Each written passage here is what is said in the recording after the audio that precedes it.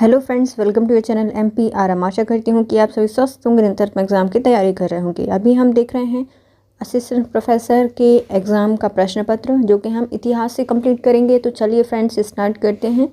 यदि आप हमारे चैनल पर नए हैं, अभी तक चैनल सब्सक्राइब नहीं किया है, तो यदि आपको वीडियो यूज़फुल लगे तो वीडियो को लाइक कीजिए, कमेंट कीजिए, चैनल को सब्सक्राइब कीजिए और अपने प्यारे प्यारे फ्रेंड्स के साथ वीडियो को शेयर कीजिए। पहला क्वेश्चन है हमारा, कांग्रेस के किस अधिवेशन में उत्तरी बर्मा को ब्रिटिश राज्य में मिलाए जाने का विरोध किया गया था? तो ये 1885 में कांग्रेस का अधिवेशन था। इसमें उत्तरी बर्मा को ब्रिटिश राज्य में मिलाने जाने का विरोध किया गया था 1885 में। और 1885 में ही कांग्रेस की स्थापना हुई थी, है ना। किसने की थी? A.U. होम के द्वारा की गई थी और इसका पहला अधिवेशन मुंबई में हुआ था। नेक्स्ट आते हैं, बंगाल के एक नए प्रांत पूर्वीय बंगाल असम के विभाजन के विचार के संबंध में कौन सा कथन सत्य हो जाएगा, बताइए। तो नए प्रांत स्पष्ट रूप से परिभाषित भौगोलिक, मानव जाति संबंधी, सामाजिक और भाषाई इकाई होना था। तो पहला सही हो जाएगा कि इन्होंने भौतिक रूप से बांटा था, मानव जाति के आधार पर बांटा था, सामाजिक और जो भाषा आधार था उसके अकॉर्डिंग इसको अलग अलग किया गया था। पहला सही हो जाएगा। नेक्स्ट है, नए प्रांत के लिए मुर्शिदाबाद एक स्वाभाविक राजधानी होगी, तो ये गलत हो जाएगा। मुर्शिदाबाद इसकी राजधानी नहीं बनाई गई थी, तो ये गलत है। नेक्स्ट है, इसमें अधिकांश चाय उद्योग एवं जूट क्षेत्र एक ही प्रशासन के अधीन आ जाएगा, तो ये सही हो जाएगा कि हाँ, जो चाय उद्योग था, जूट क्षेत्र था, वो एक ही प्रशासन के अधीन आ गया था। तो इसलिए A, B और D सही हो जाएंगे। नेक्स्ट आते हैं, मोपला विद्रोह का मुख्य कारण क्या था? जो मोपला विद्रोह हुआ था वो हुआ था धार्मिक कट्टरता और जो जमींदार विरोधी एवं विदेश विरोधी असंतोष की अभिव्यक्ति का एक जटिल अंतर संबंध के कारण मोपला विद्रोह हुआ था। नेक्स्ट आते हैं, गर्मपंथियों के लक्ष्य स्वराज के संबंध में कौन सा कथन सत्य हो जाएगा, बताइए। तो जो गर्मपंथी हैं उनके बारे में हमें सत्य बताना है। पहला, बिपिन चंद्रपाल के अनुसार ब्रिटिश शासन से पूर्ण स्वतंत्रता प्राप्त करना था, तो ये सही हो जाएगा। जो बिपिन चंद्रपाल हैं इन्होंने ब्रिटिश शासन से पूर्ण स्वतंत्रता प्राप्त करना चाहते थे, ये गर्म दल से थे, तो पहला सही हो जाएगा। दूसरा, अन्यायपूर्ण कानून के उल्लंघन द्वारा औपनिवेशिक शासन का विरोध करना, ये भी गर्मपंथी थे। जो अन्यायपूर्ण कानून हैं उनका उल्लंघन करते थे गर्मपंथी, और जो उपनिवेशी शासन है उनका विरोध करते थे, ये भी सही हो जाएगा। तीसरा, स्वदेशी राष्ट्रीय शिक्षा एवं क्षेत्रीय साहित्य को प्रोत्साहन देते थे, तो ये भी सही हो जाएगा कि जो गर्म दल वाले हैं वो स्वदेशी राष्ट्रीय शिक्षा को और जो क्षेत्रीय साहित्य है उनको बढ़ावा दे रहे थे। तो तीनों ही कथन सही हो जाएंगे गर्म दल से संबंधित। नेक्स्ट आते हैं, इंपीरियल लेजिस्लेटिव असेंबली द्वारा रोल एक्ट बिल किस स्थान पर पारित किया गया था? तो ये दिल्ली में पारित किया गया था। रोल एक्ट कब आया था? 1919 को आया था। तो जो रोल एक्ट बिल है इसको कहाँ पे पारित किया गया था? दिल्ली में पारित किया गया था। नेक्स्ट आती है, 12 साल में किसके नेतृत्व में स्वदेशी बांधव समिति का गठन किया गया था? तो ये अश्विनी कुमार दत्त हैं। वारी शाल, तो एक शॉल लिया इनने, बहुत भारी सा था, और स्वदेशी बंद लगाकर अश्विन कुमार को बांध दिया। तो अश्विन कुमार दत्त, वारी शाल में इनके नेतृत्व में स्वदेशी बांधव समिति का गठन किया गया था, अश्विन कुमार दत्त के नेतृत्व में। नेक्स्ट आता है, किस आंदोलन में मैजिक लालटेन का उपयोग राष्ट्रवादी संदेश को गांव तक ले जाने के लिए किया गया था? तो ये था सविनय अवज्ञा आंदोलन। इसमें मैजिक लालटेन का उपयोग किया गया था एक गांव से दूसरे गांव तक स्वदेशी संदेश को भेजने के लिए, तो ये सविनय अवज्ञा आंदोलन था। नेक्स्ट आते हैं, 1939 में 7 प्रांतों में कांग्रेस के मंत्रिमंडल ने त्यागपत्र दिया था, क्योंकि इनकी बिना अनुमति के, बिना भारतीय लोगों से पूछकर भारतीयों को द्वितीय विश्व युद्ध में घसीटा जाना था। ये घसीट दिया था ब्रिटेन ने। इसके विरोध में जो कांग्रेस थी उन्होंने त्यागपत्र दे दिया था। नेक्स्ट आते हैं, खिलाफत आंदोलन के पक्ष में मुसलमानों का शिष्टमंडल किसकी अध्यक्षता में वायसराय से मिला था? तो खिलाफत आंदोलन के पक्ष में मुसलमानों का जो एक शिष्टमंडल था वो वायसराय से मिलने गया था, और ये थे डॉक्टर अंसारी। डॉक्टर अंसारी के नेतृत्व में मिलने गया था। नेक्स्ट आते हैं, 1942 के आंदोलन में गांधी जी की रिहाई के समर्थन में किन 3 सदस्यों ने वायसराय की कार्य परिषद से इस्तीफा दे दिया था? तो इनका नाम है NR सरकार, HP मोदी और MS एनी। इन तीनों ने ही 1942 में जो गांधी जी थे उनकी रिहाई के लिए वायसराय की कार्यकारिणी से त्यागपत्र दे दिया था। तो कौन थे? सरकार थे, मोदी थे और एनी थे। एनी मोदी सरकार में नहीं रहेंगे, ने बोल दिया था कि कोई भी मोदी सरकार में नहीं रहेगा। तो एनी, मोदी और सरकार ने तीनों ने इस्तीफा दे दिया था। कहाँ से? वायसराय की कार्य परिषद से। नेक्स्ट आते हैं, बिहार प्रांतीय किसान सभा के संस्थापक कौन है या कौन थे? तो इनका नाम है स्वामी सहजानंद और ये 1935 से संबंधित है ना। बिहार प्रांतीय किसान सभा के संस्थापक कौन है? स्वामी सहजानंद सरस्वती। नेक्स्ट आते हैं, मदन लाल डींगरा ने पॉलिटिकल एडीसी कर्नल विलियम कर्जनवाइली की हत्या कहाँ पे की थी? तो लंदन में की थी। कब की गई थी? 1909 में की थी, है ना, लंदन में की थी। नेक्स्ट आते हैं, राष्ट्रपति रूजवेल्ट के व्यक्तिगत प्रतिनिधि कौन थे जिन्होंने दिल्ली आकर क्रिप्स प्रस्ताव की रक्षा प्रणाली पर कांग्रेस से चर्चा की थी? तो उनका नाम है लुईस जॉनसन। देखो, साइमन कमीशन आया था, अंग्रेज मतलब कांग्रेस ने और भारतीयों ने भगा दिया। अब जो राष्ट्रपति थे रूजवेल्ट, इन्होंने एक प्रतिनिधि भेजा। पहले क्रिप्स मिशन भेजने वाले थे, ऐसा ना हो कि क्रिप्स मिशन को भी भगा दें, तो इसलिए लुईस जॉनसन को पहले भेजा गया था। एक व्यक्तिगत प्रतिनिधि थे ये रूजवेल्ट के, जिन्होंने दिल्ली आकर क्रिप्स प्रस्ताव की रक्षा प्रणाली पर कांग्रेस से चर्चा की थी। क्या नाम था इनका? लुईस जॉनसन था। नेक्स्ट आते हैं, अखिल भारतीय कांग्रेस सोशलिस्ट सम्मेलन के प्रथम अध्यक्ष कौन थे? तो अखिल भारतीय कांग्रेस सोशलिस्ट सम्मेलन के पहले अध्यक्ष थे आचार्य नरेंद्र देव। नेक्स्ट आते हैं, किस अधिनियम को भारत में बेहतर सरकार के लिए अधिनियम के रूप में जाना जाता है? तो 8058 को जाना जाता है। भारत की बेहतर सरकार के अधिनियम के रूप में जाना जाता है 8058 के अधिनियम को। नेक्स्ट, निम्नलिखित कथनों पर विचार कीजिए। पहला है, 1919 में दिए गए मॉन्टेग्यू चेम्सफोर्ड के सुधार सिफारिश में 21 वर्ष से अधिक आयु की महिलाओं को मतदान का अधिकार दिया गया था। तो पहला गलत हो जाएगा। दूसरा, गवर्नमेंट ऑफ इंडिया एक्ट 1935 में ईसाई और एंग्लो इंडियन महिलाओं के लिए विधानमंडल में सीटें आरक्षित की गई थी। तो ये सही हो जाएगा, सिर्फ दूसरा ही सही हो जाएगा कि जो गवर्नमेंट ऑफ इंडिया एक्ट 1935 है, इसमें ईसाई और जो एंग्लो इंडियन महिलाएं हैं, इनके लिए विधानमंडल में सीटें आरक्षित की गई थीं। नेक्स्ट क्वेश्चन है, मार्च 1944 के अभियान में इंडियन नेशनल आर्मी ने जापानी सैनिकों के साथ मिलकर भारत के किस हिस्से पर कब्जा किया था? तो इन्होंने इम्फाल पर कब्जा कर लिया था। इन्हें अंडमान निकोबार भी नहीं दिया, अंडमान निकोबार पे भी कर लिया था। लेकिन मार्च 1944 में जो इंडियन नेशनल आर्मी है, उनकी जापानी सेना ने इम्फाल पर नियंत्रण कर लिया था।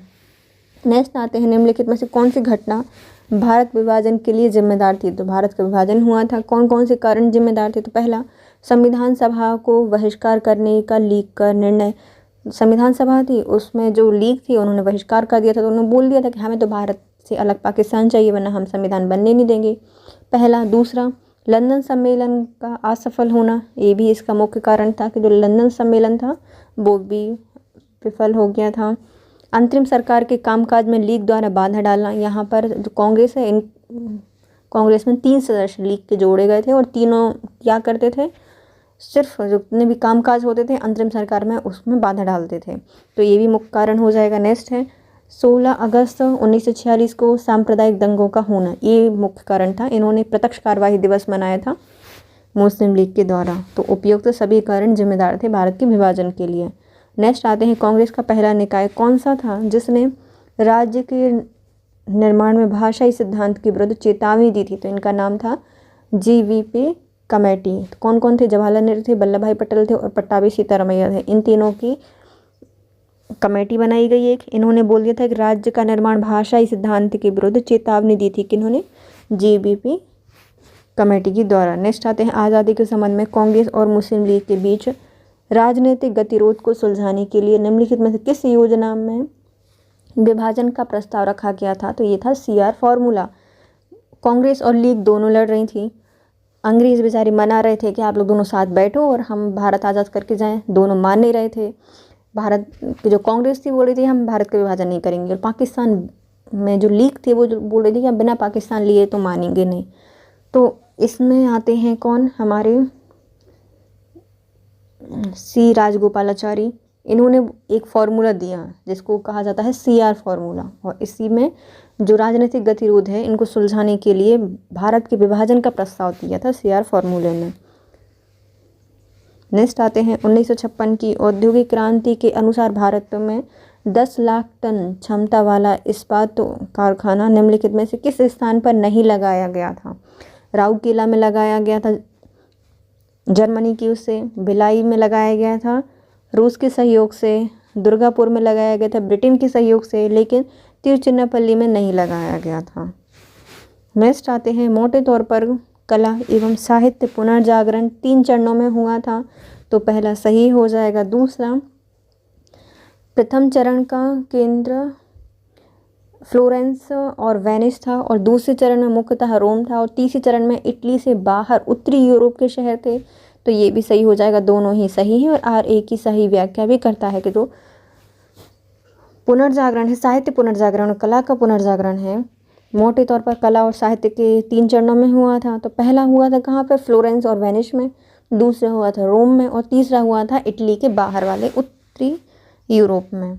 नेक्स्ट आते हैं 5वीं पंचवर्षीय योजना के अंतर्गत सरकार ने किन 2 प्रमुख उद्देश्यों को प्राप्त करना प्रस्तावित किया था? तो इन्होंने 5वीं पंचवर्षीय योजना में गरीबी हटाओ और आत्मनिर्भरता की प्राप्ति के लिए मुख्य उद्देश्य रखा था।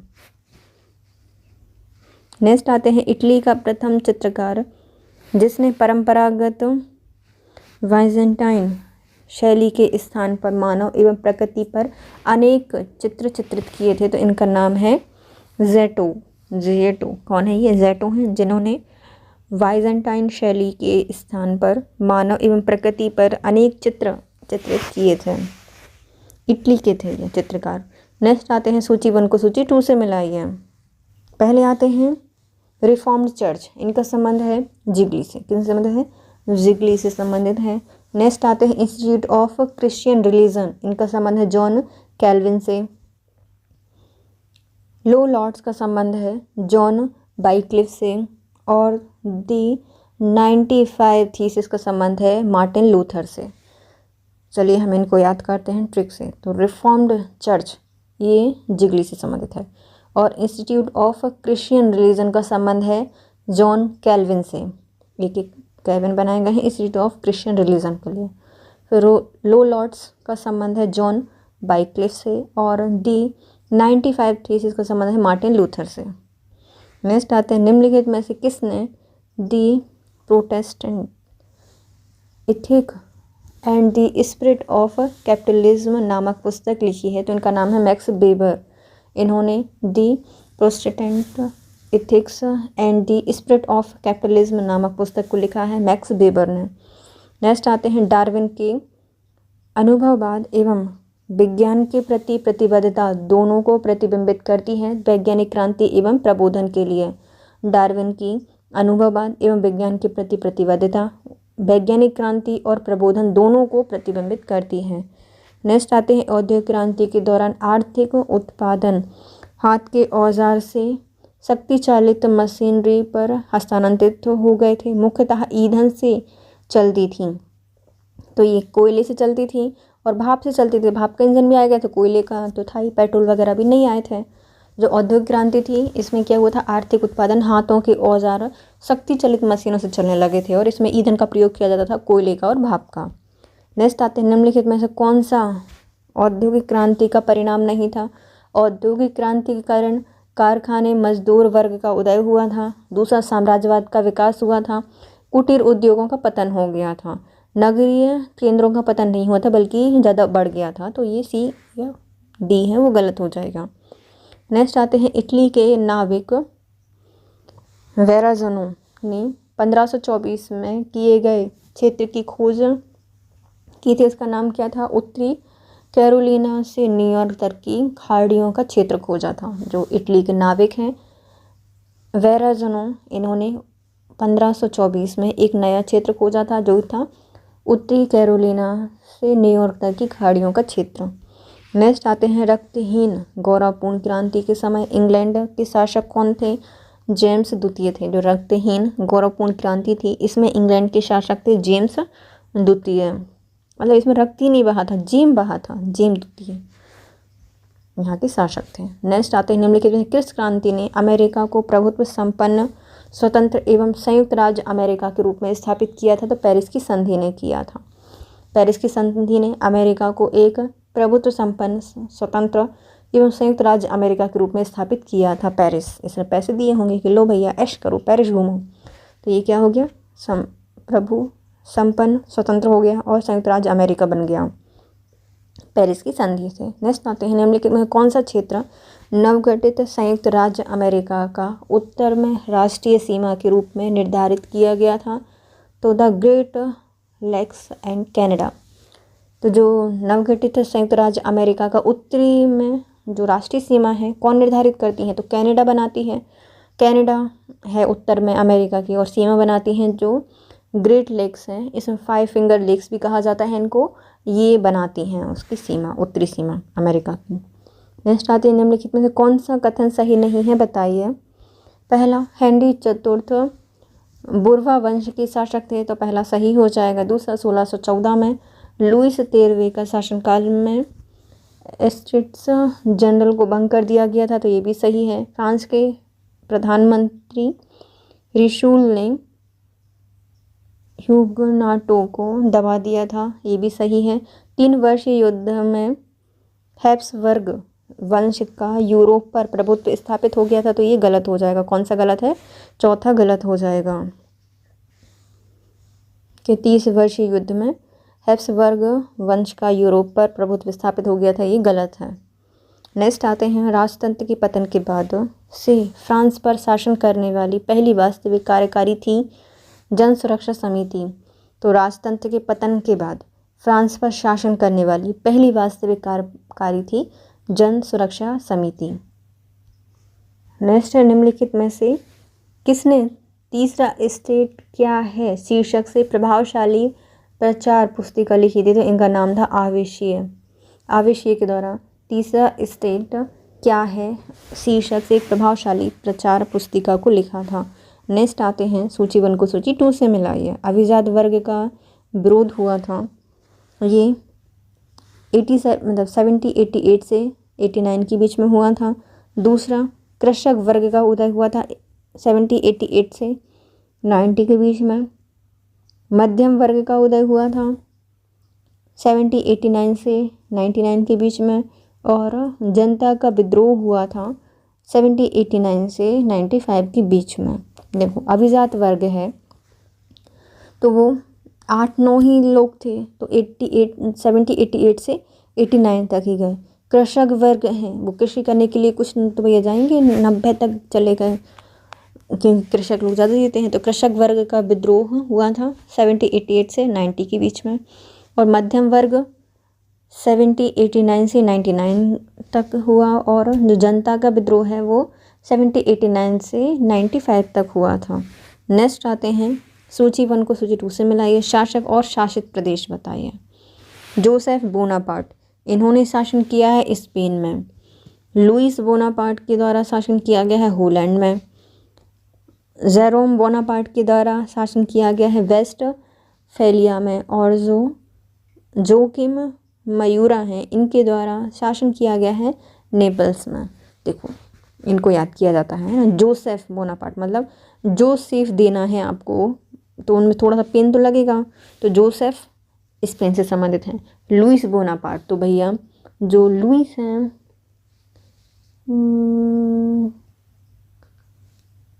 हॉलैंड से संबंधित हैं। लुई बोनापार्ट हॉलैंड से संबंधित हैं। जेरोम बोनापार्ट का संबंध है वेस्टफेलिया, मतलब जेरोम, इनके रोम वेस्टफेलिया हैं, फेल हो गए वेस्टफेलिया।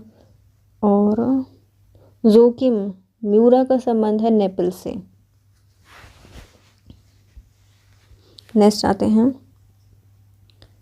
1866 में एस्टो प्रशा युद्ध के दौरान किन जर्मन परिसंघ राज्यों ने ऑस्ट्रिया का साथ दिया था? तो ये हैं बवेरिया और वुटेमबर्ग के द्वारा दिया गया था। सेक्शनी और होनोवर के द्वारा दिया गया था। हिस्से काशेल और नसाउ के द्वारा दिया गया था। और वेडेन हिस्से ड्रमस्टार्ट के द्वारा भी दिया गया था। जो 1866 में ऑस्ट्रो प्रशा का युद्ध हुआ था, उसमें जर्मन परिसंघ का साथ दिया था। बवेरिया बुटेनबर्ग के द्वारा, दूसरा सैक्सनी और हनोवर के द्वारा, और हिस्से काशेल नशाउ के द्वारा, और बिडेन और हिस्से डर्मस्टाट के द्वारा। उपयुक्त तो सभी ने साथ दिया था जर्मनी का। नेक्स्ट आते हैं प्रायद्वीपीय युद्ध में निम्नलिखित में से कौन सा युद्ध ब्रिटेन के द्वारा फ्रांस के विरुद्ध नहीं लड़ा गया था। तो ये था बेलेन का युद्ध, ये ब्रिटेन के द्वारा फ्रांस के विरुद्ध नहीं लड़ा गया था, जबकि बिमेरो, सलामाका, तालावेरा ये तीनों युद्ध ही फ्रांस के विरुद्ध लड़े गए थे। कौन कौन से थे? बिमेरो, शालामाका और तालावेरा। नेक्स्ट आते हैं गैरिबाल्डी के जीवन की निम्नलिखित घटनाओं को उनके कालक्रम अनुसार बताइए। तो सबसे पहले आते हैं ऑस्ट्रिया के विरुद्ध पीटमोंट सार्डिनिया के राजा चार्ल्स एल्बर्ट को सैनिक सहायता मिली थी। उसके बाद कैबूर के साथ गैरिबाल्डी की पहली भेंट हुई, फिर सिसिली पर गैरिबाल्डी का कब्जा हो गया, और फिर बाद में विक्टर एमुअल के पक्ष में नेपल्स का समर्पण हुआ था। ये सबसे लास्ट में हुआ था। सबसे पहले क्या हुआ? ऑस्ट्रेलिया के विरुद्ध में पीटमंड सार्डिनिया के राजा चार्ल्स एल्बर्ट को सैनिक सहायता मिली। सैनिक सहायता मिलने के बाद ये क्या हो गया? कैबूर के पास जो गैरिबाल्डी है उनकी पहली भेंट हुई। उन्होंने फिर गैरिबाल्डी से मिलने के बाद सिसिली पर गैरिबाल्डी ने कब्जा कर लिया, और फिर विक्टर एमुअल के पक्ष में नेपल्स का समर्पण हो गया। नेक्स्ट आते हैं मिस्र के किस शासक ने 1869 में स्वेज नहर को यातायात के लिए खोल दिया था? तो इनका नाम था इस्माइल पाशा। इस्माइल करते हुए इन्होंने जो स्वेज नहर है उसको खोल दिया था 1869 में यातायात के लिए। नेक्स्ट आता है निम्नलिखित में से कौन सा सम्मिलित है बताइए, है ना, देश और उनके औपनिवेशिक विस्तार की नीति। तो इंग्लैंड है, इन्होंने श्वेत जाति का भार बताया था कि श्वेत जाति क्या है भैया, अच्छी है, तो श्वेत जाति का भार बताया था, पहला सही हो जाएगा। दूसरा, फ्रांस ने सभ्यता के विस्तार का कार्य किया था, तो फ्रांस ने अपनी सभ्यता फैलाई थी, ये भी सही हो जाएगा। इटली ने पुनीत कर्तव्य स्थापित किया, तो ये सही हो जाएंगे, क्योंकि इटली है, इन्होंने पुनीत कर्तव्यों को स्थापित किया था, तो तीनों ही सही हो जाएंगे। नेक्स्ट आते हैं निम्नलिखित घटनाओं को उनके कालानुक्रम में व्यवस्थित कीजिए। सबसे पहले होता है गैस्टाइन समझौता, उसके बाद कोनिगार्ज युद्ध होता है, फिर उत्तरी जर्मनी परिसंघ के संविधान का निर्माण हुआ, और फिर एम्स्तार की घटना हुई। तो पहले क्या हुआ? गैस्टाइन का समझौता हुआ, फिर कोनिगार्ज युद्ध हुआ, फिर उत्तरी जर्मनी परिसंघ के संविधान का निर्माण हुआ, फिर एम्स्तार की घटना हुई।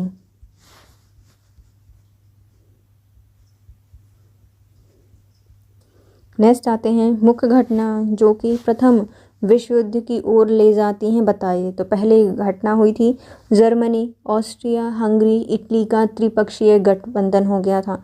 जर्मनी, ऑस्ट्रिया और हंगरी और इटली तीनों मिलकर एक त्रिगुट स्थापित किया था, पहली घटना। फिर ब्रिटेन और रूस का समझौता हो गया था, दूसरी घटना। फिर बोस्निया पर संकट हुआ, और फिर चौथा प्रथम बाल्कन युद्ध हुआ। ये सभी सही हो जाएंगे, सही घटना में जुड़े हुए हैं। पहला जर्मनी, ऑस्ट्रिया, हंगरी और इटली का त्रिपक्षीय गुट बना, ब्रिटेन ने रूस के साथ समझौता कर लिया, फिर बोस्निया का संकट हुआ और प्रथम बाल्कन युद्ध हो गया। 1919 के पेरिस शांति सम्मेलन में किन देशों को आमंत्रित नहीं किया गया था? तो इसमें रूस को शामिल नहीं किया गया था। अमेरिका, फ्रांस, ब्रिटेन थे, रूस को बुलाया नहीं था। जापान के किन प्रतिनिधियों ने पेरिस शांति सम्मेलन में भाग लिया था? तो पहले आते हैं शाओजी किमोशी और मैकेनो नोबुआकी के द्वारा भाग लिया गया था। तो जापान के प्रतिनिधि थे जिन्होंने पेरिस शांति सम्मेलन में भाग लिया था, उनके नाम है शाओजी किमोशी। शाम को मतलब पूरी जो उनकी शाम है उनको संजोया था, और मैकेनो नोबुआकी के द्वारा भाग लिया गया था। नेक्स्ट आते हैं वेल्ट पॉलिटिक की साम्राज्यवादी नीति के अंतर्गत जर्मनी ने विश्व के किस भाग में अपने उपनिवेश स्थापित किए हैं? तो इनका नाम हो जाएगा दक्षिण पश्चिम अफ्रीका। बेल्ट पॉलिटिक की साम्राज्यवादी नीति के अंतर्गत इन्होंने दक्षिण पश्चिम अफ्रीका में उपनिवेश स्थापित किए थे। जर्मनी ने। नेक्स्ट आते हैं, कथन कारण बताइए। पहला, 1917 में रूस में 2 क्रांतियाँ नहीं बल्कि एक ही क्रांति 2 चरणों में पूरी हुई थी, तो पहला सही हो जाएगा। दूसरा, पहली क्रांति जो कि फरवरी मार्च में हुई थी राजनीतिक थी, जिसने जार के प्रशासन का अंत किया, और दूसरी क्रांति जो कि अक्टूबर नवंबर में हुई थी, इन्होंने सामाजिक थी, जिसमें रूस के सर्वहारा वर्ग के गणतंत्र की स्थापना की थी।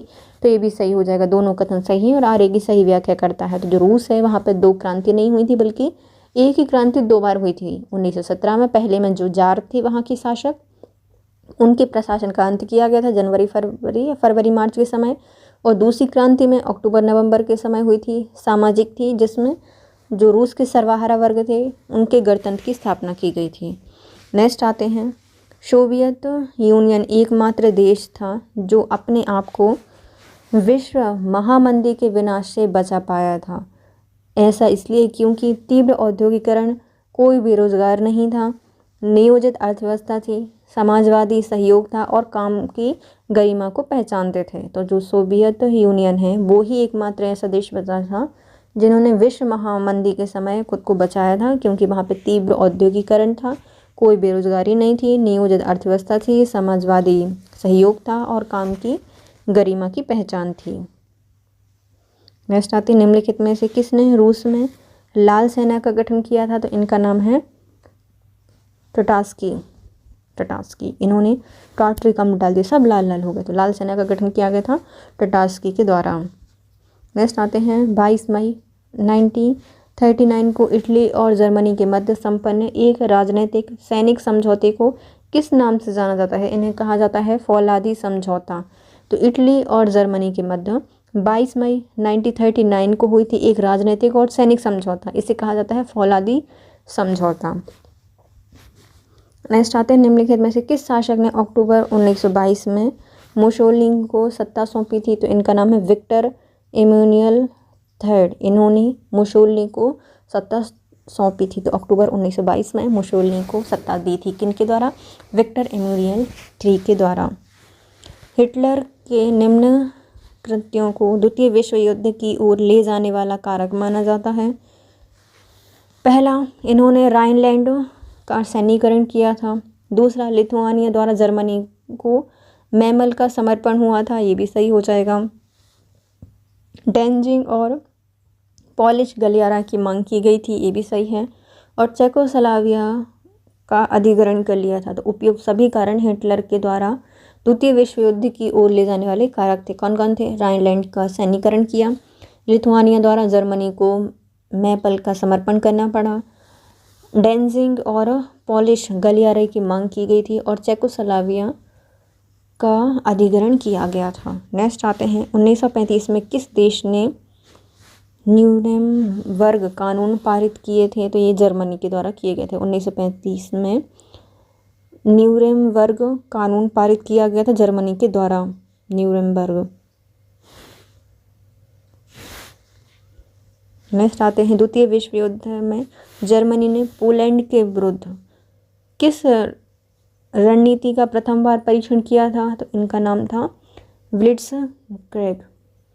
तो जर्मनी ने पोलैंड के विरुद्ध एक रणनीति का प्रयोग किया था, मतलब सब जितने उनके यहाँ पोल थे ना उनको ब्लैक पेंट कर दिया था, है ना, तो कोई ब्लैक छू नहीं रहा था। तो ब्लिट्जक्रीग, जर्मनी ने पोल के विरुद्ध ये रणनीति अपनाई थी।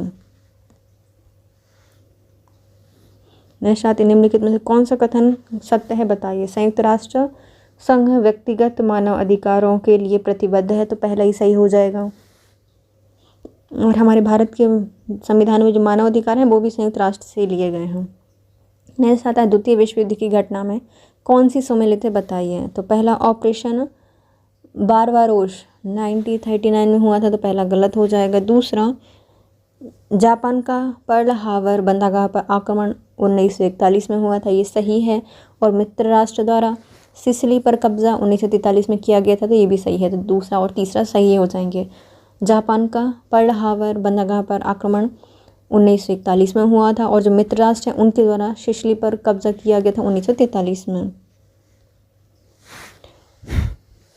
नेक्स्ट आते हैं, द्वितीय विश्व युद्ध में जर्मनी सेना ने किस देश की सुरक्षा पंक्ति मैगिनो लाइन को भेद कर उसको परास्त किया था, तो ये थी फ्रांस की। जर्मनी सेना ने मैगिनो लाइन को भेद कर फ्रांस को परास्त किया था।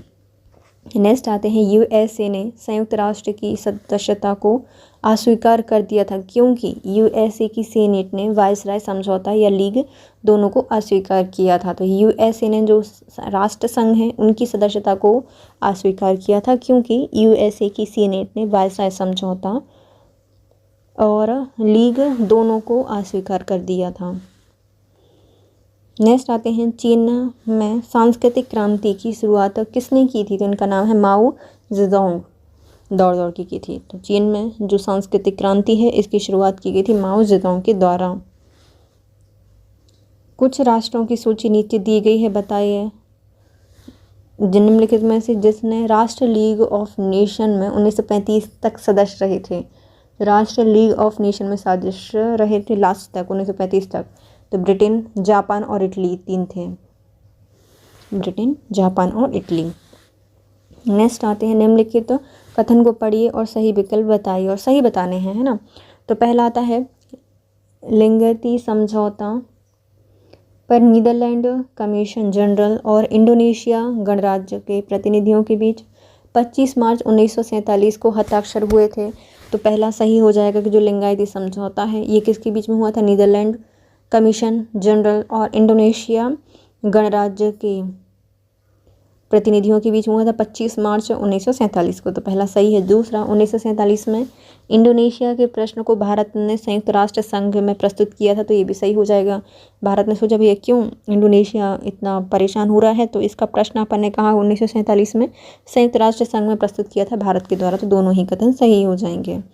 नेक्स्ट आते हैं, लंदन संधि अगस्त 1936 को जब मिस्र को एक स्वतंत्र राज्य मान लिया गया था, तब मिस्र के प्रधानमंत्री कौन थे? इनका नाम था नहश पाशा।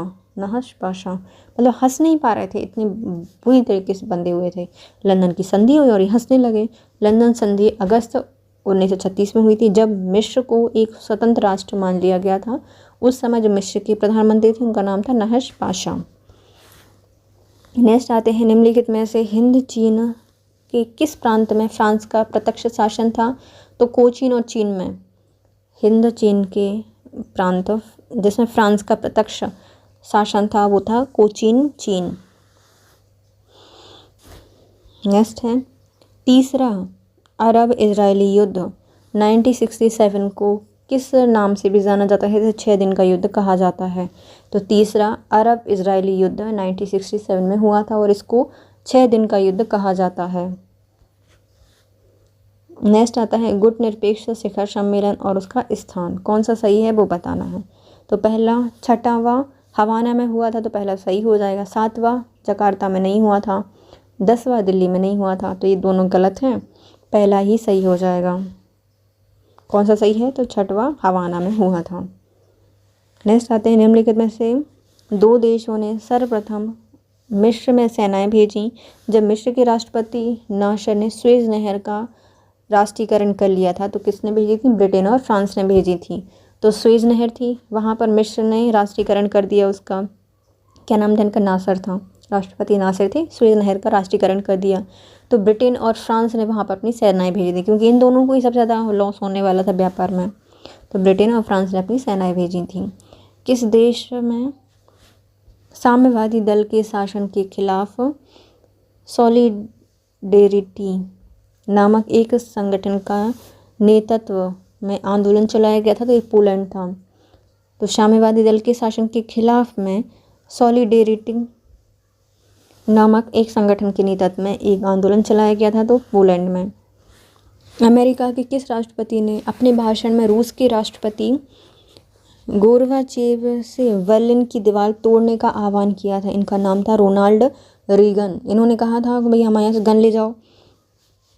रूस के राष्ट्रपति से बोला था गोर्बाचेव से कि भाई हमारे यहाँ से गन ले जाओ और बर्लिन की दीवार को तोड़ दो।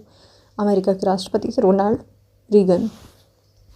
नेक्स्ट आते हैं, तृतीय विश्व के बारे में निम्नलिखित में कौन सा कथन सही है बताइए। जो तीसरा विश्व है इसके देश औपनिवेशवाद विरोधी संघर्ष करने वाले हैं, तो ये सही हो जाएगा कि जो औपनिवेशवाद विरोधी संघर्ष वो करने वाले हैं, तो पहला सही हो जाएगा। दूसरा, तृतीय विश्व शब्द का सर्वप्रथम प्रयोग अल्फ्रेड सावी ने किया था, तो ये भी सही हो जाएगा। जो तीसरा विश्व है, इस शब्द का प्रयोग सबसे पहले अल्फ्रेड शावी ने किया था, तो ये सही हो जाएगा। अल्फ्रेड शावी जर्मन समाजशास्त्री थे, ये गलत हो जाएगा। कि पहला, तृतीय विश्व के देश औपनिवेशवाद विरोधी संघर्ष करने वाले हैं, तो पहला सही है। दूसरा, तृतीय विश्व शब्द का सबसे पहले प्रयोग अल्फ्रेड शावी के द्वारा किया गया था। नेक्स्ट आते हैं, हार्डी रानी कर्मावती द्वारा जौहर के समय दिए गए भूमि अनुदान की जानकारी किस ताम्रपत्र से प्राप्त होती है? ये था पूर्व ताम्रपत्र। तो मतलब पूर्व ने आत्मसमर्पण कर दिया था या सती हो गई थी, जौहर कर लिया था। इसकी जानकारी हमें मिलती है पूर्व ताम्रपत्र से। कौन सी थी? हार्डी रानी कर्मावती थी, इनके द्वारा जौहर किया गया था। इनके समय जो भूमि अनुदान की जानकारी है वो हमें पूर्व ताम्रपत्र अभिलेख से मिलती है। नेक्स्ट आते हैं, निम्नलिखित कथनों को पढ़िए और सही विकल्प चुनिए। तो पहला, 1962 में सोवियत नेता निकिता खुश्चेव ने क्यूबा में परमाणु मिसाइलें तैनात की थी, तो पहला क्या हो जाएगा? सही हो जाएगा। दूसरा, अप्रैल 1952 में उत्तरी अटलांटिक संधि संघ नाटो की स्थापना हुई थी, तो ये गलत हो जाएगा। ये कब बना था? 1949 को ये बना था, तो नाटो वाला गलत हो जाएगा। तो पहला सही है। 1962 में जो सोवियत नेता हैं निकिता खुश्चेव, इन्होंने क्यूबा में परमाणु मिसाइलें तैनात की थी, तो पहला सही हो जाएगा।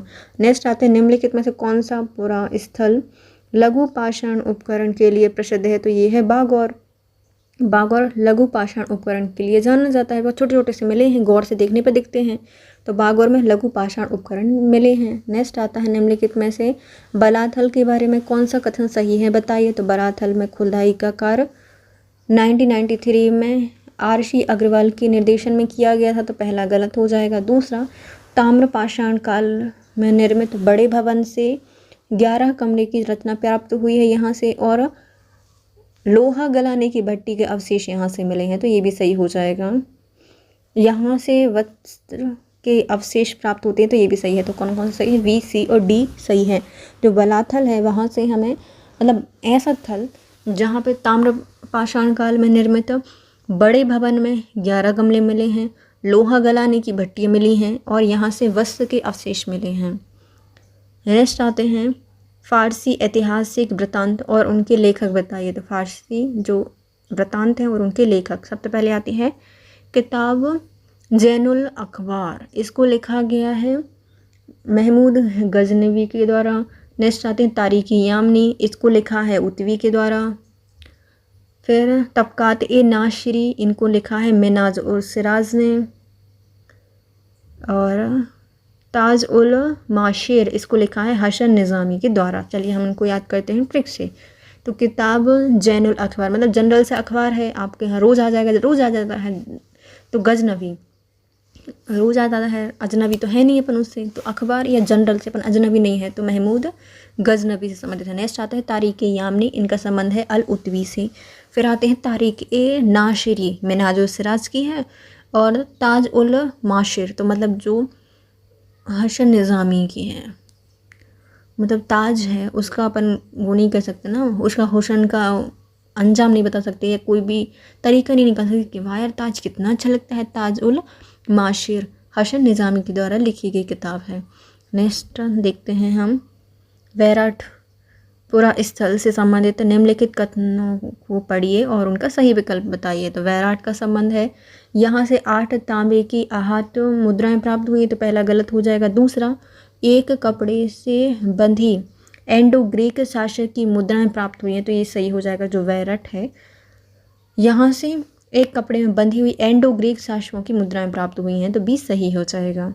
नेक्स्ट है, सांभर के नलियासर से प्राप्त कुमारगुप्त प्रथम की मुद्राओं में किन देवता की पूजा की लोकप्रियता सिद्ध होती है? तो यहाँ से पता चलता है कार्तिकेय देवता की लोकप्रियता। तो कुमारगुप्त पहले की या कुमारगुप्त प्रथम के मुद्राएं मिली हैं हमें सांभर की नलियासर से, वहाँ से पता चलता है कि ये जो कार्तिकेय भगवान हैं इनकी पूजा करते थे।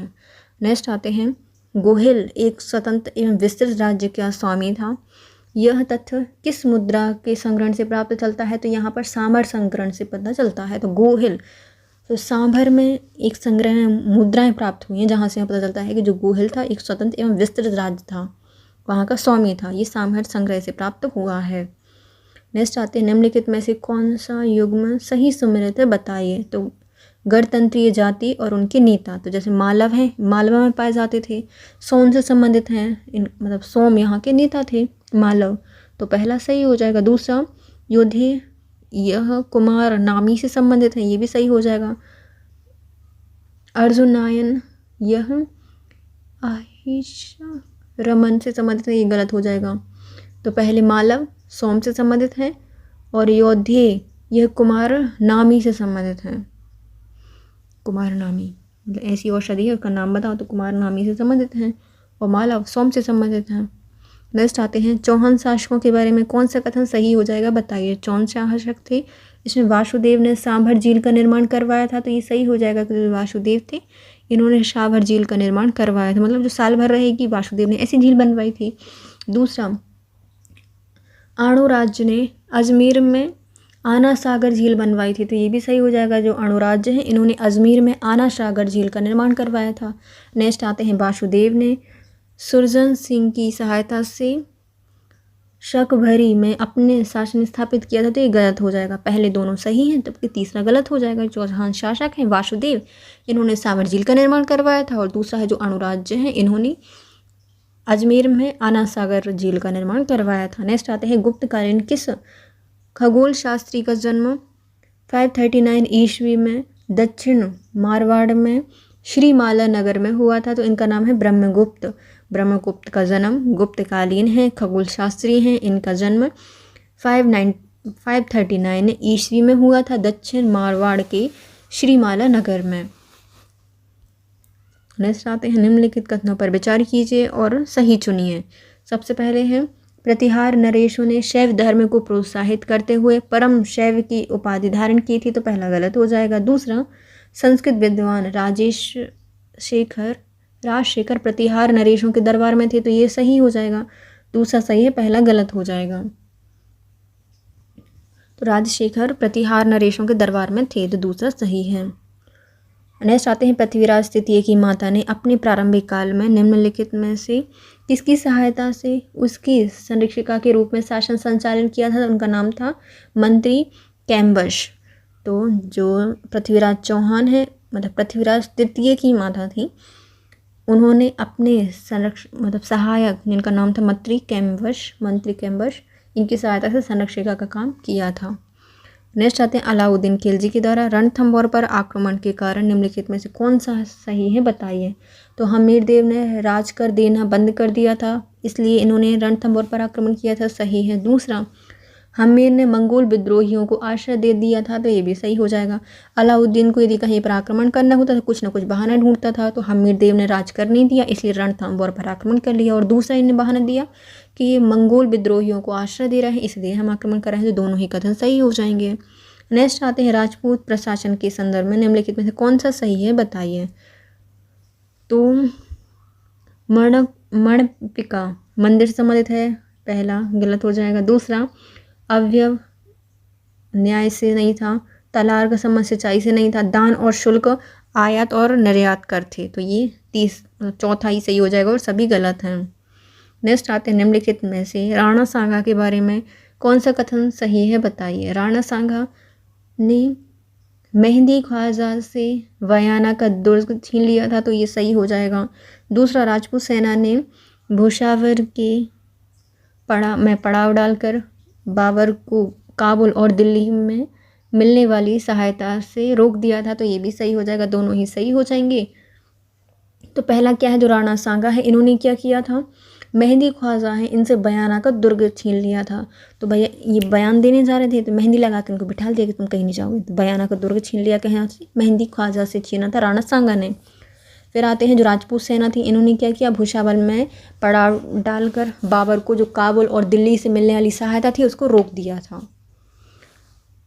नेक्स्ट आते हैं, मालव देव ने नागौर के शासक दौलत खां को पराजित कर वहाँ के सूबेदार किसे नियुक्त किया था, तो उनका नाम था वीरम मांगलियोत।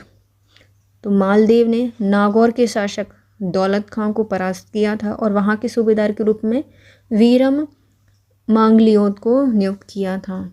नेक्स्ट आते हैं इतिहासकार फरिश्ता के अनुसार कानड़ देव का खिलजी के दरबार में वापस जालौर लौटने का क्या कारण था? तो क्योंकि खिलजी द्वारा हिंदू राजाओं की शक्ति को चुनौती दी गई थी जो सहन नहीं हुई थी, इसलिए खिलजी लौट गया था। तो फरिश्ता के अनुसार जो कानड़ देव हैं इनका खिलजी के दरबार में वापस जालौर लौटने का क्या कारण था? क्योंकि जो खिलजी थे इनके द्वारा हिंदू राजाओं की शक्तियों को चुनौती दी गई थी जो सहन नहीं थी। नेक्स्ट आते हैं खुसरो के विद्रोह का दमन करने हेतु लाहौर जाने वाले जहांगीर ने राजधानी की सुरक्षा का भार किसे दिया था? तो इनका नाम है राय सिंह को। खुसरो का विद्रोह दमन करने के लिए लाहौर गए थे जहांगीर और इन्होंने राजधानी की सुरक्षा का भार दिया था राय सिंह को। नेक्स्ट आते हैं जसवंत सिंह के बारे में निम्नलिखित में कौन सा कथन सही हो जाएगा बताइए। जसवंत सिंह को औरंगजेब ने 5000 जात और 5000 सवार का मनशा प्रदान किया था, तो पहला गलत हो जाएगा। दूसरा, शाहजहां ने जसवंत सिंह को हिंडौन का परगना दिया था, तो ये सही है। दूसरा, इन्होंने औरंगजेब ने गुजरात का सूबेदार बनाया था, तो ये भी सही है। तो शाहजहां ने जसवंत सिंह को हिंडौन का परगना दिया था और औरंगजेब ने गुजरात का सूबेदार बनाया था, दोनों ही कथन सही हो जाएंगे। नेक्स्ट आते हैं सामंतों द्वारा राजाज्ञा की अवहेलना करने पर शासक द्वारा सैन्य दल भेजकर दिया गया दंड क्या कहलाता था? इसे कहा जाता है रोजाना। सामंतों द्वारा राज आज्ञा की अवहेलना करने पर शासकों द्वारा सैन्य दल भेजकर दिया जाने वाला दंड कहलाता था रोजाना। रोजाना अवहेलना करते होंगे तो रोजाना इनको दंड देना पड़ता होगा, तो वो होता था रोजाना। नेक्स्ट आते हैं अकबर ने चंद्रसेन की किस समर्थक के विरुद्ध शिवाना क्षेत्र में सैन्य अभियान किया था? तो इनका नाम था सोजत के कल्ला के द्वारा। अकबर ने चंद्रसेन की किस समर्थक सोजत के कल्ला के विरुद्ध शिवाना क्षेत्र में सैन्य अभियान भेजा था। नेक्स्ट आते हैं राजपूतकालीन प्रशासनिक व्यवस्था में भांजगढ़ किसे कहा जाता है? तो भांजगढ़ कहा जाता है मेवाड़ की सलूम्बर के रावत को, जिस प्रधान का पद वंशानुगत प्राप्त था। राजपूतकालीन प्रशासनिक व्यवस्था में भांजगढ़ कहा जाता है मेवाड़ के सलूम्बर के रावत को, जिसे प्रधान का पद वंशानुगत प्राप्त होता था। नेक्स्ट आते हैं सवाई जय सिंह के काल में फ्रेंच ग्रंथ लॉन्गरिथम का संस्कृत में अनुवाद किसने किया था? इनका नाम था केवल राम। राजा सवाई जय सिंह के समय फ्रेंच ग्रंथ लॉन्गरिथम का संस्कृत में अनुवाद किया था केवल राम के द्वारा। नेक्स्ट आते हैं भरतपुर के किस जाट महाराज ने जसवंत राव होलकर को डींग में शरण देकर ब्रिटिश सेना से उनकी रक्षा की थी? इनका नाम था रणजीत सिंह। इन्होंने भरतपुर के राजा थे रणजीत सिंह। इन्होंने जाट महाराज ने जसवंत राव होलकर को डींग में शरण देकर ब्रिटिश सेना से उनकी रक्षा की थी। नेक्स्ट आते हैं मेवाड़ राज्य के निम्नलिखित किस क्षेत्र में सामंत ने तलवार बंधाई की नज़र ली जाती है? तो ये हो जाएगा बिजोरिया में। बिजोरिया में तलवार बंधाई की नज़र ली जाती है सामंत से। नेक्स्ट आते हैं राजपूताना एजेंसी के संबंध में कौन सा कथन सत्य हो जाएगा बताइए।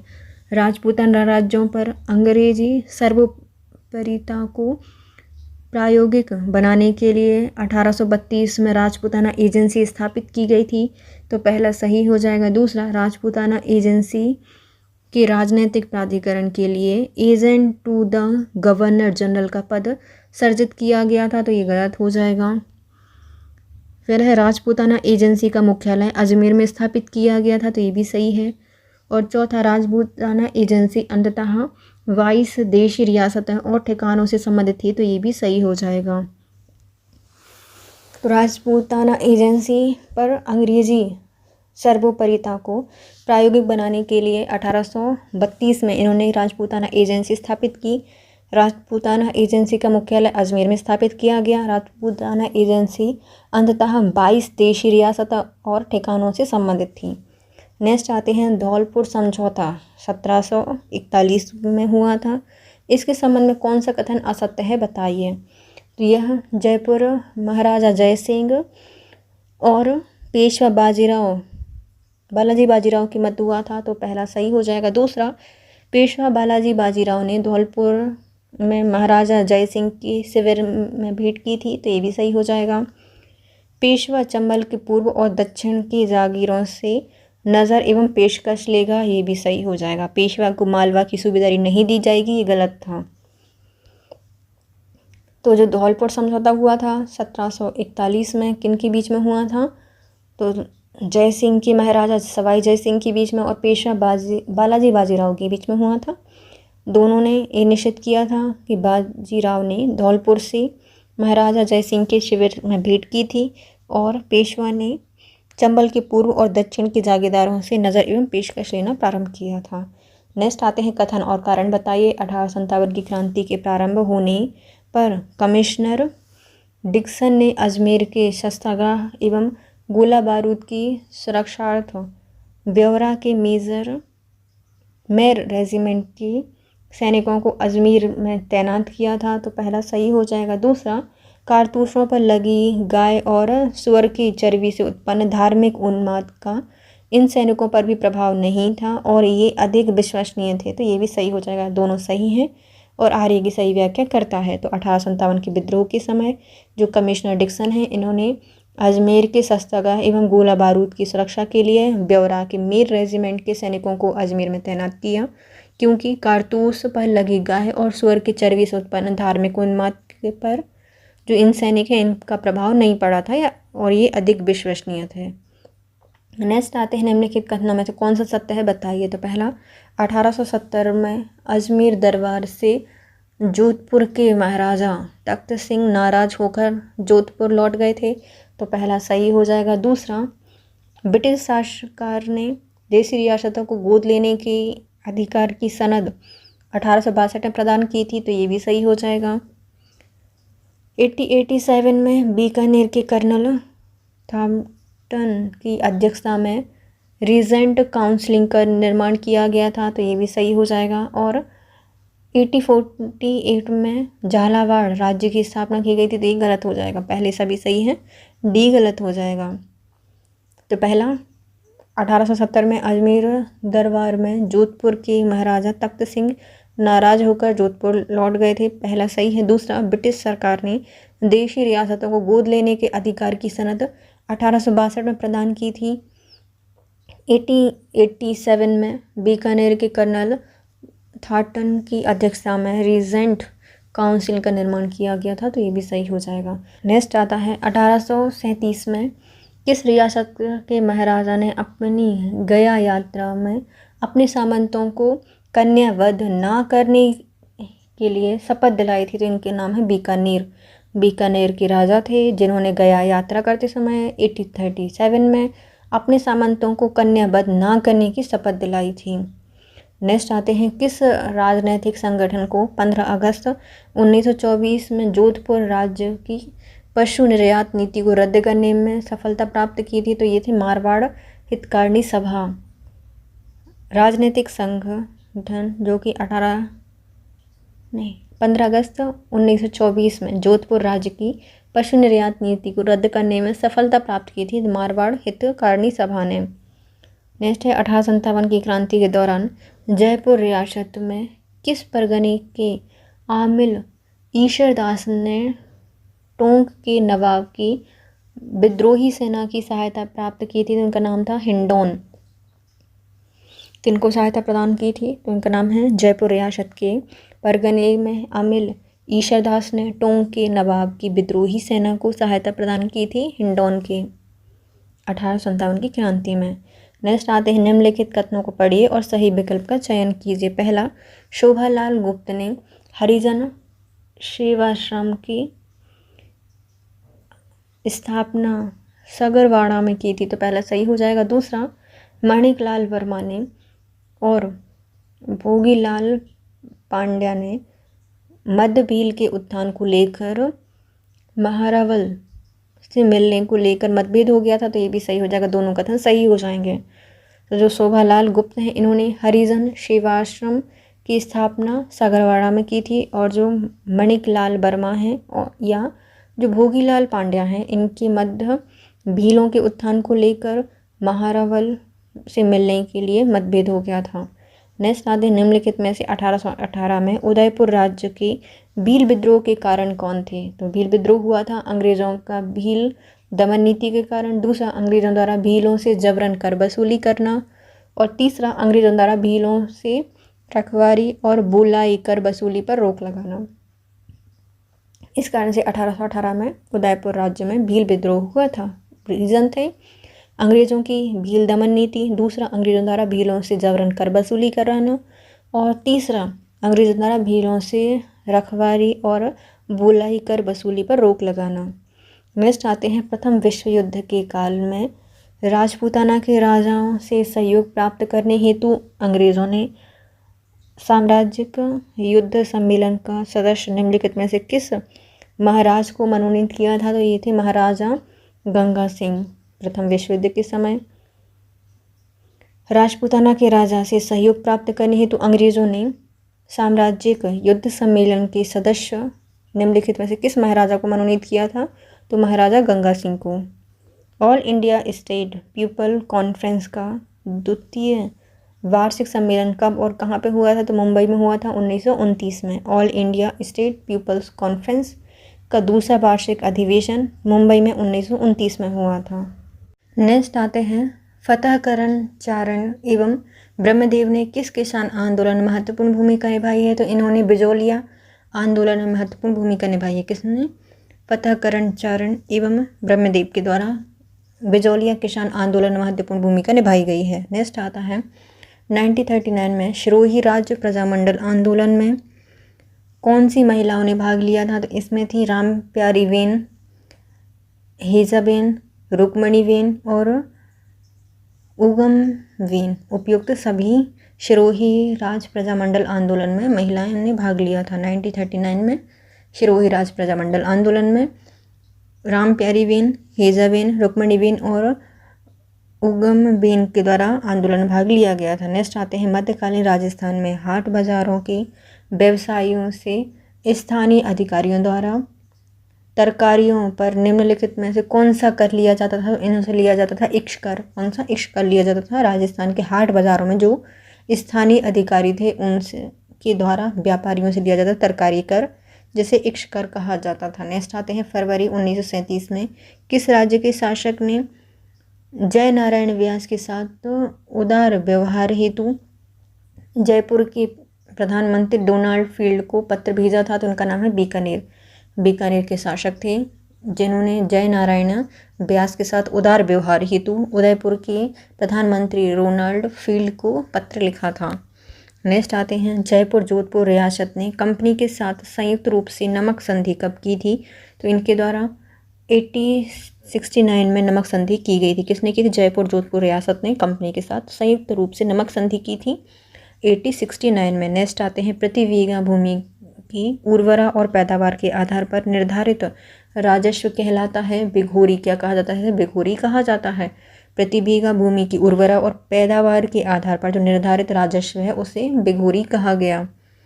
मत्स्य संघ का उप राज प्रमुख किस रियासत के शासक को बनाया गया था? तो ये थे अलवार की। अलवर के बनाए गए थे। मत्स्य संघ के उप राज प्रमुख अलवर शासकों को बनाया गया था। नेक्स्ट आते हैं सूची 1 को सूची 2 से मिलानी है। टेक्सटाइल मिल, कॉटन मिल और उनकी स्थापना वर्ष बतानी है। पहले आते हैं महादेव कॉटन मिल, इसकी स्थापना 1941 में की गई थी। नेक्स्ट आती है शार्दुल टेक्सटाइल मिल, इसकी स्थापना 1947 में की गई थी। मेवाड़ टेक्सटाइल मिल, इसकी स्थापना 1938 में की गई थी। और जो महालक्ष्मी टेक्सटाइल मिल है इसकी स्थापना 1925 में की गई थी। तो Mahadev cotton mill 1941, Shardul textile mill 1947, Mewar textile mill 1938 और महालक्ष्मी टेक्सटाइल 1925 में इसकी स्थापना की गई थी। नेक्स्ट आते हैं देपाल के निर्देशन में किस मंदिर का निर्माण कराया था? तो चतुर्मुख आदिनाथ मंदिर रणकपुर का मंदिर बनवाया गया था। देपाल के निर्देशन में चतुर्मुख आदिनाथ मंदिर रणकपुर का निर्माण करवाया गया था। नेक्स्ट आते निम्नलिखित में से कौन सी चित्रकार पशु युद्ध अंकित करने में दक्ष थे, तो उनका नाम है लाल। ये पशु युद्ध अंकित करने में दक्ष थे। नेक्स्ट आते हैं जयपुर के लोकनाट्य तमाशा की गौरवशाली परंपरा के मुखिया कौन है, तो इनका नाम है पंडित वंशीधर भट्ट, जो कि तमाशा की गौरवशाली परंपरा के मुखिया के रूप में जाने जाते हैं, पंडित वंशीधर भट्ट। नेक्स्ट आते हैं आमेर के जगत शिरोमणि के मंदिर में अलंकरण एवं मंडप का ढांचा किस शैली का दृष्टांत है, तो ये है मुगल शैली का। जो आमेर के जगत शिरोमणि मंदिर है उसमें अलंकरण एवं मंडप का ढांचा मुगल शैली को प्रदर्शित करता है।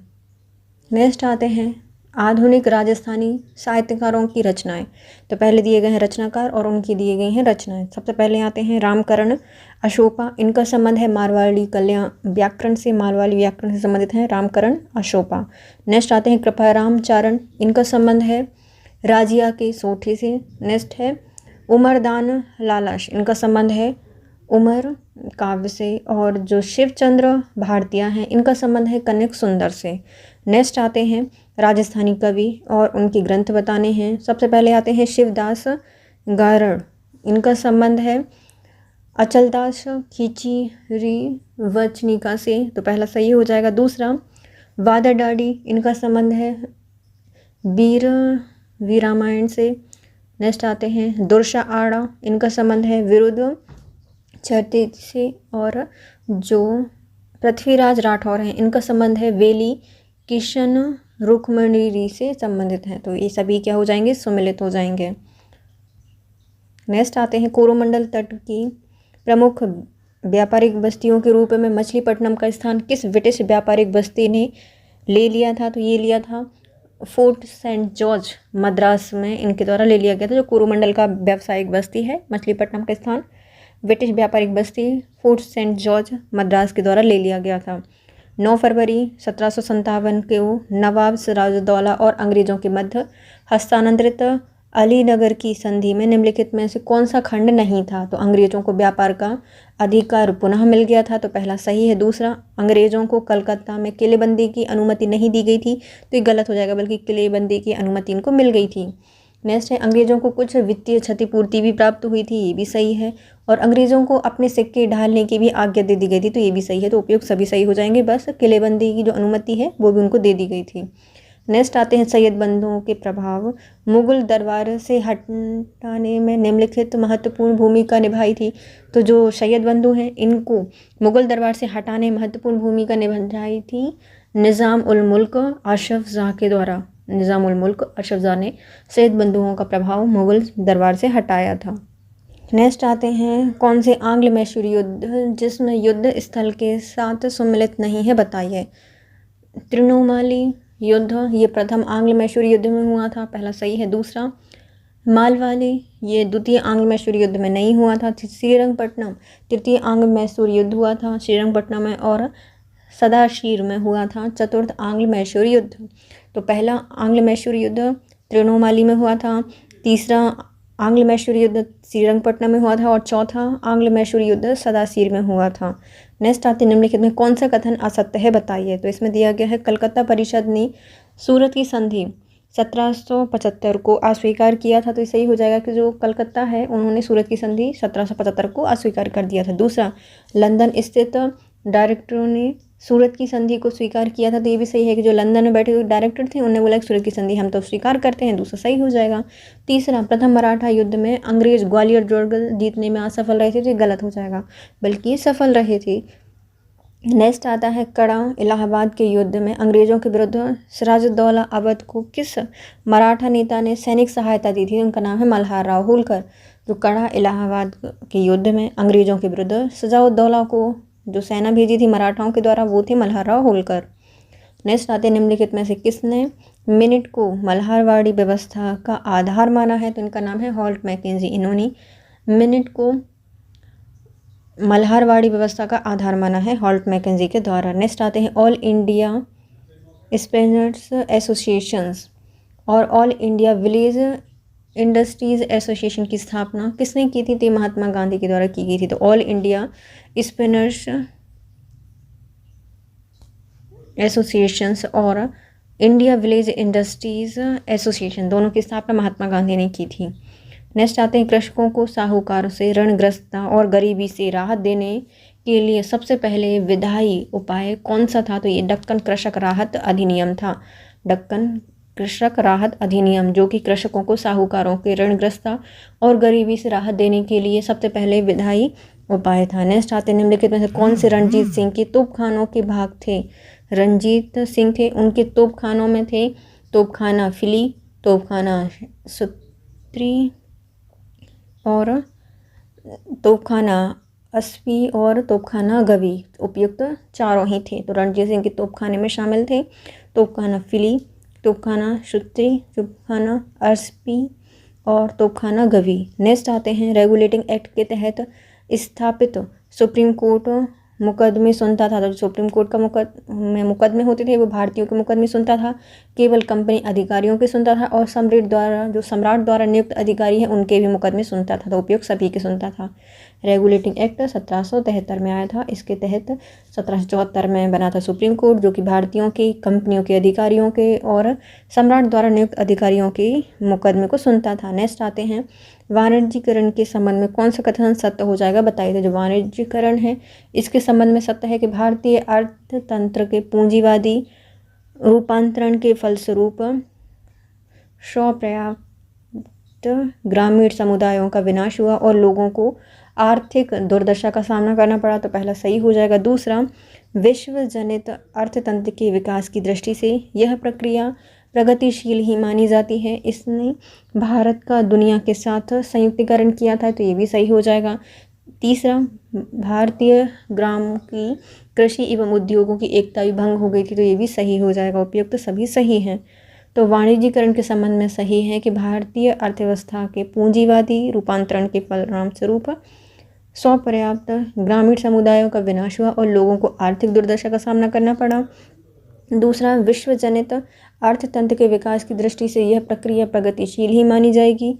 इससे भारत का दुनिया के साथ संयुक्तिकरण हुआ और भारतीय ग्राम की कृषि एवं उद्योग की एकता भी भंग हो गई। नेक्स्ट आते हैं ब्रिटिश औपनिवेशिक राज्य में मुक्त व्यापार के संबंध में कौन सा कथन सत्य है, बताइए।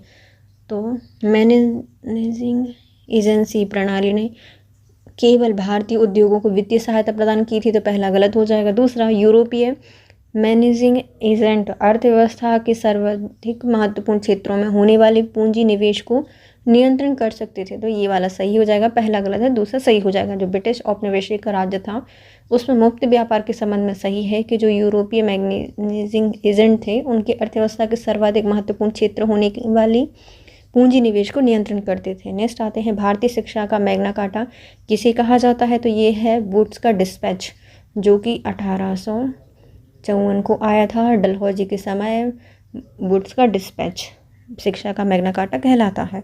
नेक्स्ट आता है ब्रिटिश गवर्नर जनरल को किस चार्टर्ड एक्ट के द्वारा सर्वप्रथम कानून बनाने का अधिकार दिया गया था। तो 1833 के तहत है ना, 1833 के तहत गवर्नर जनरल को एक चार्टर्ड एक्ट के द्वारा सर्वप्रथम कानून बनाने का अधिकार दिया गया था 1833 के अधिनियम के द्वारा। नेक्स्ट आते हैं किस ब्रिटिश गवर्नर ने महिला शिक्षा के लिए पहल कर बैथून स्कूल के रखरखाव के लिए 5 साल तक स्वयं प्रतिवर्ष 8,000 का दान दिया था। तो ये नाम है लॉर्ड डलहौजी। इन्होंने जो बैथून स्कूल है वहाँ के रखरखाव के लिए 5,000 रुपये 5 साल तक 8,000 रुपये दान किए थे लॉर्ड डलहौजी।